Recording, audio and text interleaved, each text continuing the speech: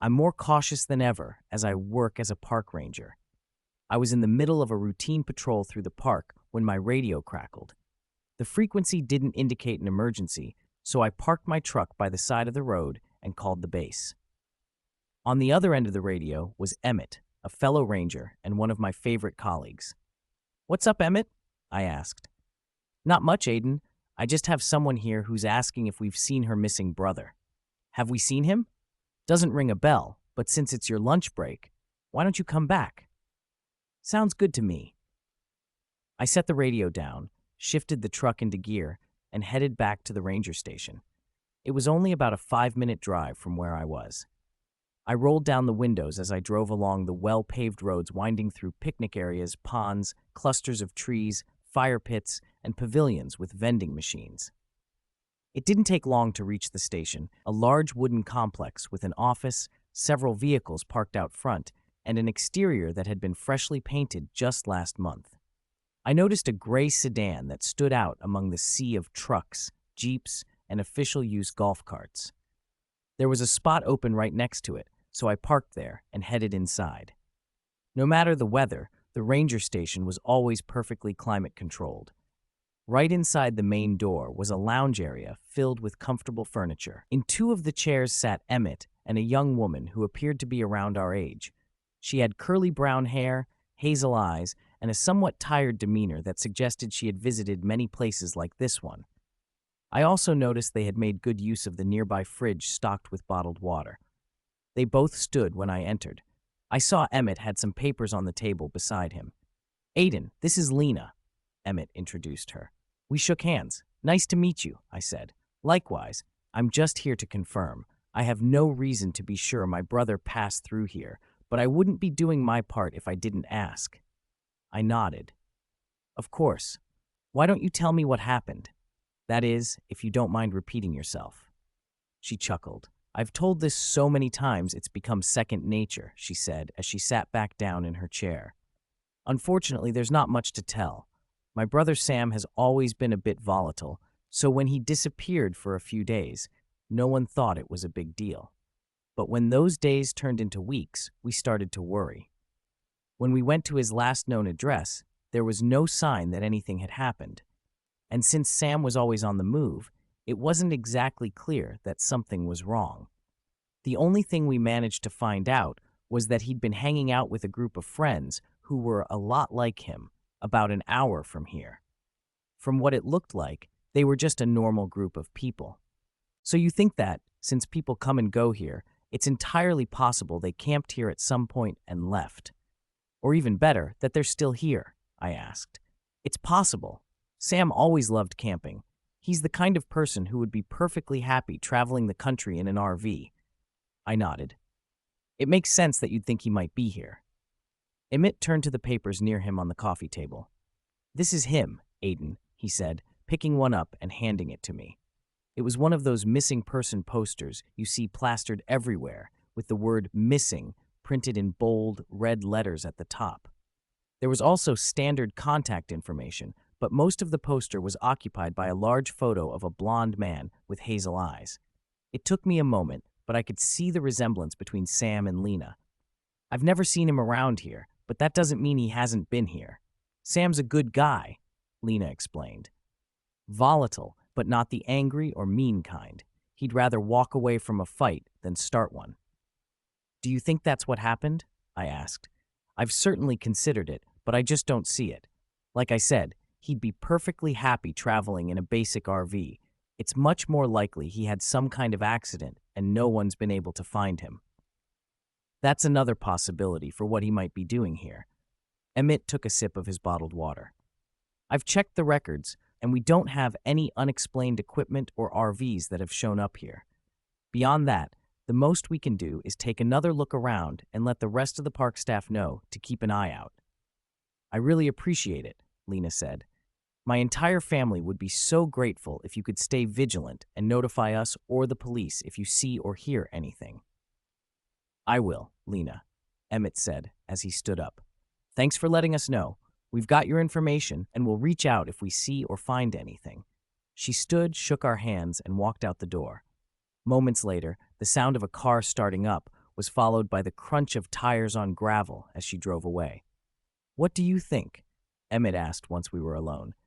"We've dealt with situations like this before," I said. "I know. He wouldn't be the first person to disappear around here, and he won't be the last," he replied. "No doubt about that." I then took my time having lunch, which today meant a turkey wrap with some potato salad. Afterward, I got back to work, spending the afternoon monitoring the usual areas. It wouldn't be long before both the mornings and evenings grew darker and colder. The changing seasons are always striking and captivating to witness here in the forest. Soon, the days began to grow darker more quickly than they had just weeks earlier. Before I knew it, shadows began stretching across the park, signaling it was time to gently remind people that the park closed at night. By then, the wind had picked up, scattering the few fallen leaves already on the ground. The last car had just left the parking lot when I closed the park's entrance to the public. After that, Emmett and I went through the final items on the closing checklist before heading out through the employee door and calling it a day. At home, I had dinner and watched a bit of TV before turning in for the night. The next morning, I had an early shift, but I didn't mind since it would only be a half day. After grabbing a bagel, I drove to work. The sky was entirely gray, with a hint of rain in the air, which matched the forecast I'd seen earlier. The drive itself was uneventful, and I arrived at the park on time. But as I approached the entrance, still locked from the night before, I saw something. A lone figure standing just inside the main gate. How was that possible? We'd locked up as usual and had never had this problem before. Even stranger was the fact that the figure was facing away from the gate, as if observing something inside the park. I got out of the car and called my boss, Carlton, to let him know what was happening. He told me he'd be there shortly and to wait for him. I didn't want to walk into an unpleasant surprise, and I didn't need to be told twice, so I waited there, keeping my eyes fixed on the main gate. It wasn't hard, since whoever was standing there didn't move. In fact, I wasn't even sure they were aware of my presence, as they hadn't reacted to the sound of my car. I also noticed that they were wearing clothes that looked worn and tattered. After what felt like an eternity, Carlton arrived with a single patrol car following him. He parked in front of me, and once he and the police officer got out of their vehicles, I did the same. The three of us then walked purposefully toward the gate. It wasn't until we were right next to the stranger that I could finally see who it was. It was Sam, Lena's brother. My stomach twisted as I realized it, but Sam showed no interest in what was happening. He looked at us with the same indifference someone might show a tree while walking through the park. I quickly explained the situation and called Lena. She said she'd be there as soon as possible and thanked us profusely. Meanwhile, the officer called for backup and an ambulance before cautiously approaching Sam to assess his condition. The officer determined that Sam wasn't a threat, so Carlton helped escort him to the back of the patrol car. The ambulance arrived before Lena did, so the paramedics were still examining him when she arrived. After giving me a crushing hug, Lena went over to where the paramedics were tending to her brother. He's a bit dehydrated and hasn't had a decent meal in a while, but other than that, he doesn't seem to have any injuries. One of the paramedics, a tall woman with red hair, told her. But there's no doubt he's seen or been through something that's shaken him, added the other paramedic, an older man with a mustache. I've seen this kind of reaction to major trauma before, and he's showing all the signs. Do you have any idea what caused it? Lena asked. He shook his head. No, but I can tell you it was something that scared him badly. She nodded. Okay, thank you. I appreciate the information. While this was happening, enough park rangers had arrived for us to search the park alongside the police. I had no idea what we'd find, but I couldn't shake the feeling that something wasn't right. From the moment I stepped inside, the atmosphere in the park felt different, strange, like looking at something and sensing that some detail had changed, though you couldn't pinpoint what. The air felt thick and heavy. I glanced at Carlton, and he looked back at me. I could tell he felt it too. On the surface, everything seemed fine, but that didn't mean nothing had happened. So we carefully started searching every corner of the park to make sure there were no issues. Each time I turned a corner or opened a door, I braced myself to find something horrible. But it never happened. Everything was in perfect order. Nothing was out of place. Still, we couldn't figure out how Sam had gotten in. How had he done it? Eventually, we had to shrug and admit we couldn't find anything. That's when the search team decided to call it a day, and those of us left headed back to the ranger station for some water. Sam had been taken to the hospital by Lena and her parents, and we had put up a sign saying the park was temporarily closed. So, it was just us. Something's going on here, Emmett said after taking a long swig of water. I don't know what it is, but he got in somehow. Did you see the state Sam was in? There's no way he forced his way in. I agree, Aiden, Carlton said. I just don't like this. I looked around the room. None of us did. The two police officers shone their flashlights around, but there was nothing to see. We all took one last look before heading back the way we came. I had no idea what to think. My mind was a whirlwind of thoughts as we approached the spot where the opening was. I stopped dead in my tracks. Because of the angle of the opening and the layout of the cave, there was a wall that recessed a few feet back from the entrance. There was something written on the wall that hadn't been visible from above. We see you. It was scrawled in bright red paint in massive letters that couldn't be missed or mistaken. The exclamation point, in particular, was drawn with a peculiar flourish, as though whoever had written it had taken immense pleasure in doing so. We all stared at it in shock before one of the officers took a picture. Then he turned to us. There's no reason to stay here any longer. Carlton immediately motioned for Emmett and me. Emmett helped me climb back through the opening, and once I was back inside the ranger station, I helped him up. After we assisted Carlton, the two officers quickly exited before we moved the filing cabinet back over the cave entrance. Then we all sat down in silence. The air was tense and heavy, and I felt a faint chill of fear run down my spine. I didn't know what was going on, but I didn't like it, and neither did anyone else. We'd never noticed that cave opening before, especially with all the recent maintenance work. All right, said the officer who had taken the photo, turning to Carlton. He was tall, thin, and had very short blonde hair. Something's going on here, and until we figure it out, I suggest you close down for today. Fine by me, Carlton muttered. Let's get out of here. We quickly left as Carlton locked everything down. Then we all got into our vehicles and drove off after securing the gate. As a precaution, they agreed to leave a patrol car there overnight. I didn't waste time heading home, but as we were leaving, I swear I saw what looked like a figure in black clothing peering at me from behind a tree. When I looked again, there was nothing there. It could have been a prank or just my imagination. Either way, I wasn't going back to find out, because I couldn't stop thinking about the message on the wall. We see you, as if more than one person had been watching. The police never figured out what was going on or how Sam had gotten in. But sometimes, after that, while I was on patrol, I could swear someone was watching me. I'd feel the hair on the back of my neck stand on end and have that gut certainty that something wasn't right. But every time I turned around, there was nothing there. One time, late at night, I even thought I saw someone following me. But when I went to check, no one was there. No matter what, I never stopped checking to make sure nothing was out of place. None of us did. Because every so often, we'd find that something had been moved or altered in some way. Sometimes it was barely noticeable, but that didn't mean we didn't see it. I started to wonder if there might be more tunnels like that one in other parts of the park. My first week as a fire lookout in Tower 14 had started off well. All my life, I'd wanted to be a ranger, and now I was just one day away from achieving that goal. After this final day of training, I was supposed to be left on my own. But something catastrophic happened, derailing all those plans. After spotting two separate fires burning in the distance, my supervisor and I had set out in our Jeep to investigate, assuming they were campfires. He left me to check out one group of violators while he approached the other campsite.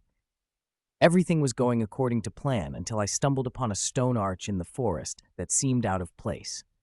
On the other side, the sky was purple, while on our side, it was blue. I assumed it was the sunset or some other phenomenon and pressed on, stepping through it.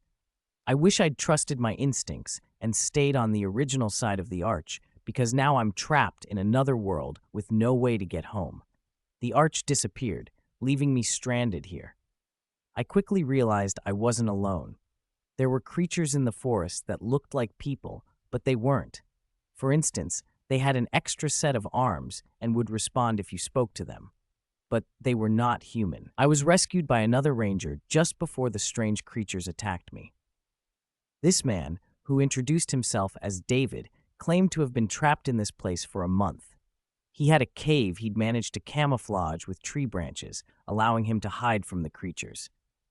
After we escaped from them, David took me to that cave. David knew a lot about this place and explained that the creatures avoided a certain part of the forest. That's where he took me. He had set up traps whose locations only he knew, and his hideout was stocked with supplies. Much of the plant life here is the same as in our world, he told me when we reached his camp. At the camp, I found a patch of yake mushrooms. I've been surviving on them more or less, he added. I had brought some things in my backpack, an energy bar, some trail mix, the usual. But they ran out pretty quickly. He showed me his small stash of gathered food, and I was amazed at how well prepared he was.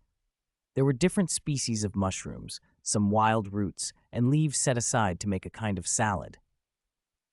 This is incredible, I told him, and here I thought I was good at survival.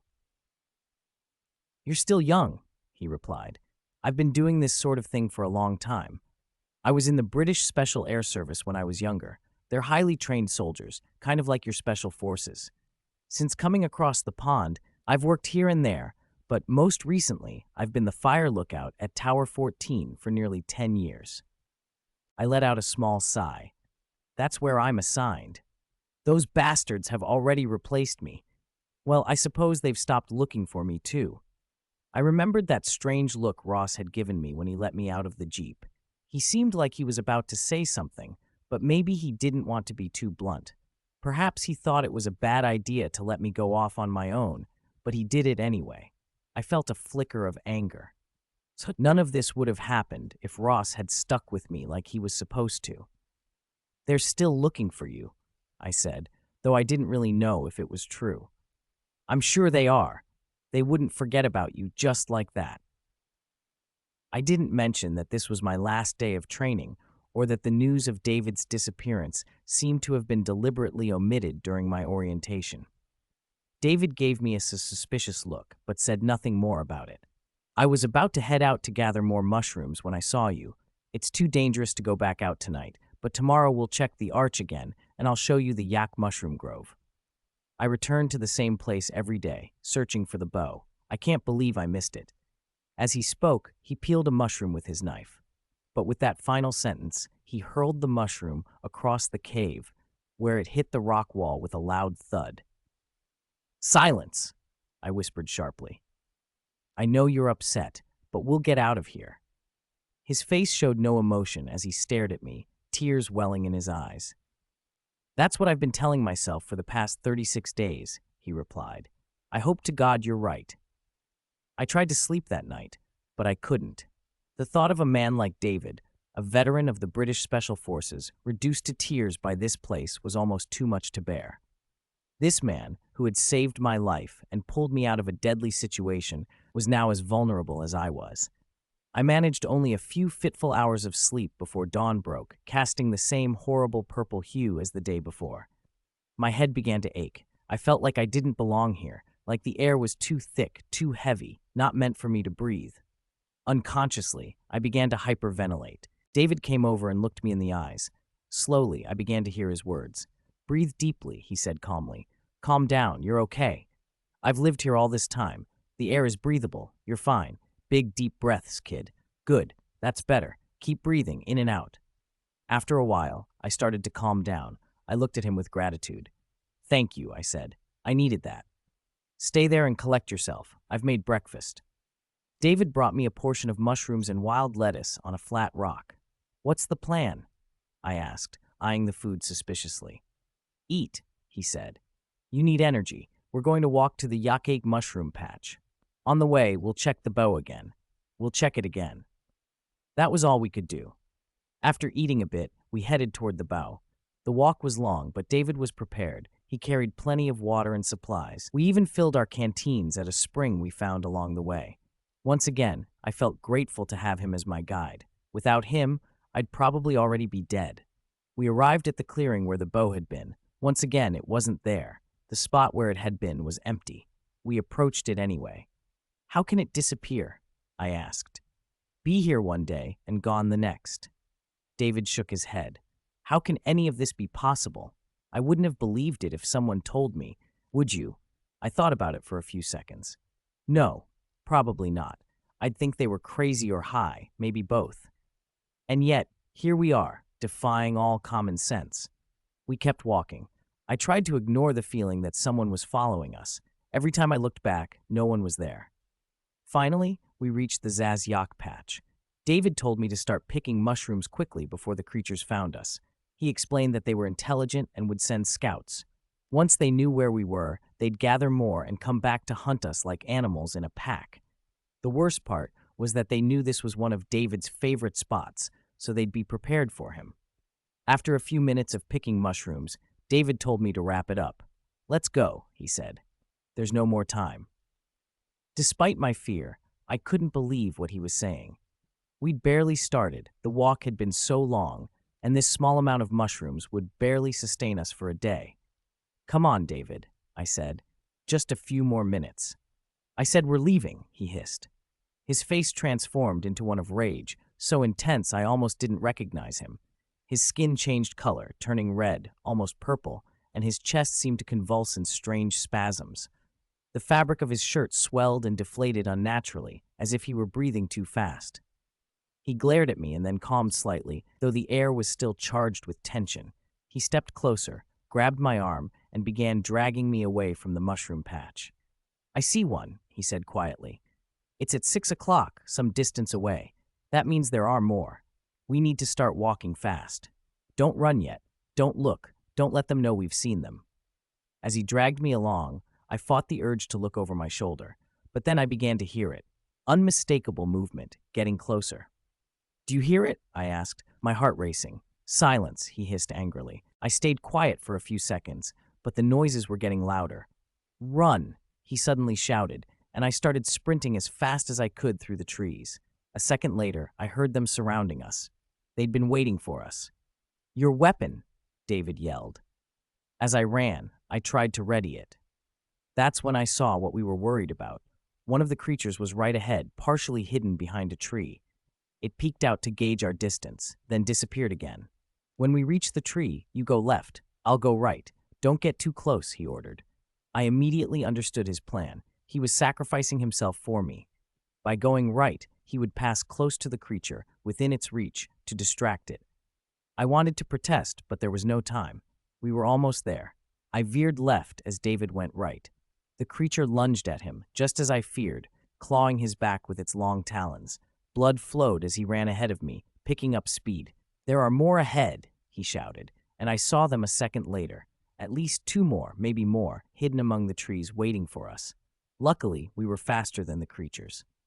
"Let's split up," David said. "You go left, I'll go right. We'll meet 100 paces from here."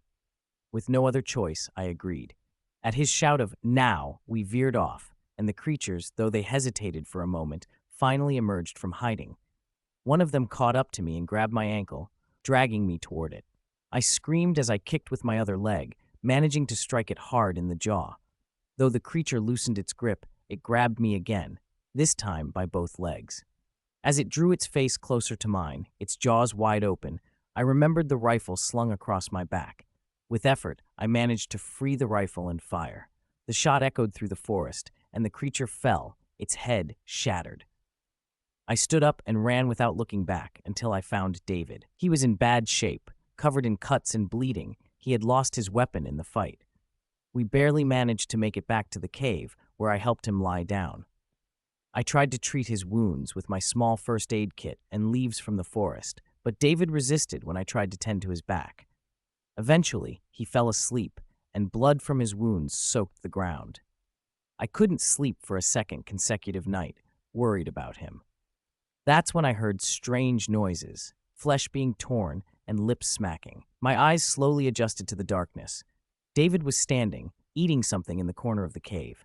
I watched as he ripped meat from a small animal with 4 hands. His exposed chest revealed something inhuman. His golden eyes reflected the faint light as he realized I was watching. I stood and ran.